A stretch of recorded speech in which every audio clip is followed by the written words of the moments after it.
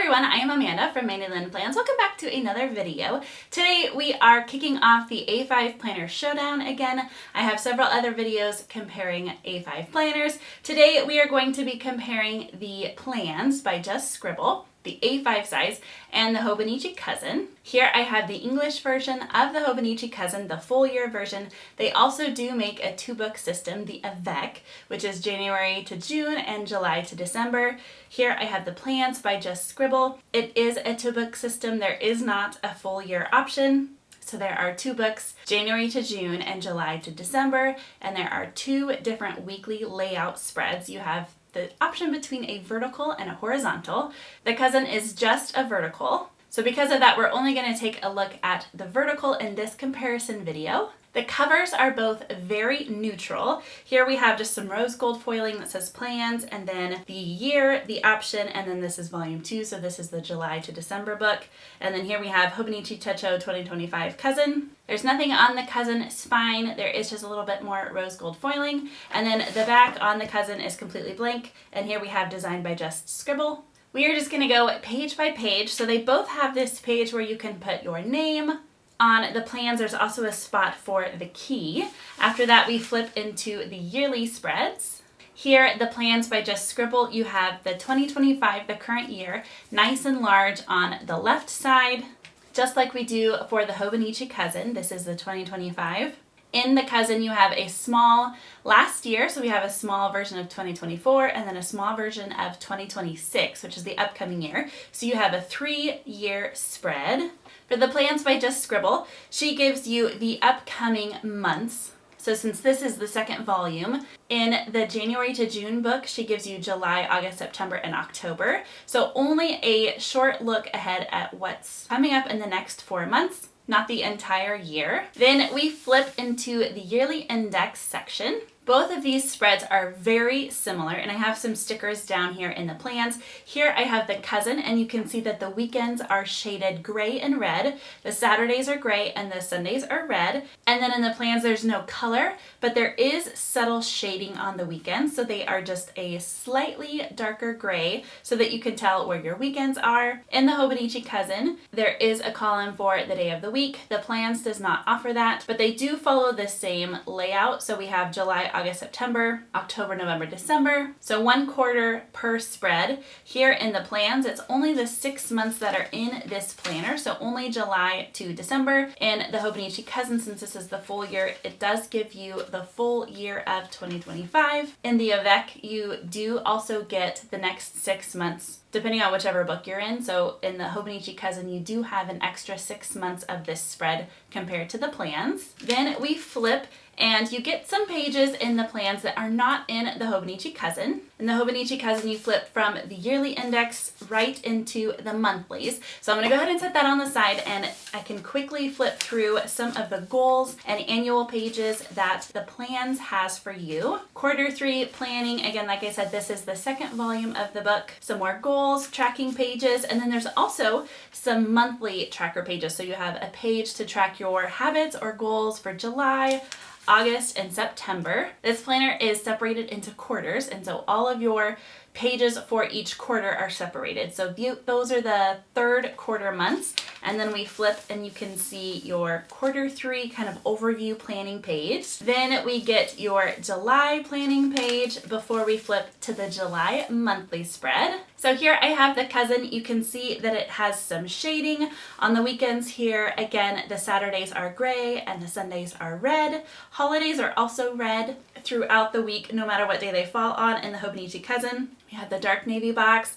We do have Japanese characters. Even though this is the English version of the planner, you can't get away from the Japanese completely. Again, some more shading here. There are week numbers, so you can see this is week 27. There is a nice sidebar. There's some nice empty grid spaces at the bottom where whenever there is a need for the bottom row, if 30 or 31 is down here, there is a spot for it to have its own box instead of them cutting the box in half and you having to share one box for 2 days. The style of the plans is much more minimal. There is no color or shading at all. There is a slightly darker line separating the work days and the weekend. You do have the week numbers over on this side. A nice wide sidebar. It's actually 1 grid wider than all these other spaces, so a little bit more room for you to write a simple month and year and month number. And then also the same grid space at the bottom for whenever you need those months down, depending on the day that the month starts on. The plans by Just Scribble pages are also numbered. The Hobonichi Cousins are not. So here in the Hobonichi Cousin, all of the monthly spreads are together. So you have all of the 12 for that year, plus you have the December of the previous, and then January, February, March of 2026. All of the monthlies live in the same section, but in the plans, everything is kind of shuffled in, all the pages that you will need. So here we go from the monthly spread to a blank spread that you can use for whatever you need for the month. And then you get into your weekly spreads. So jumping ahead here in the Hobonichi Cousin so that we can compare these vertical weekly spreads. As I mentioned before, the plans does also offer a horizontal option. In case you are unfamiliar, here is just a really quick rundown of the horizontal weekly spread. You have all 7 days of the week. There's a nice little grid section, a spot for weekly to-dos, a focus, priorities, and then some trackers down at the bottom. These 2 weekly spreads are very similar, but there are some small differences too. So they both start at the 5 o'clock hour. The Hobonichi Cousin runs the 24-hour time. So it goes from 23 to 0 and then 1, 2, 3, 4. Here in the plans, we go from 5 a.m. It switches at noon.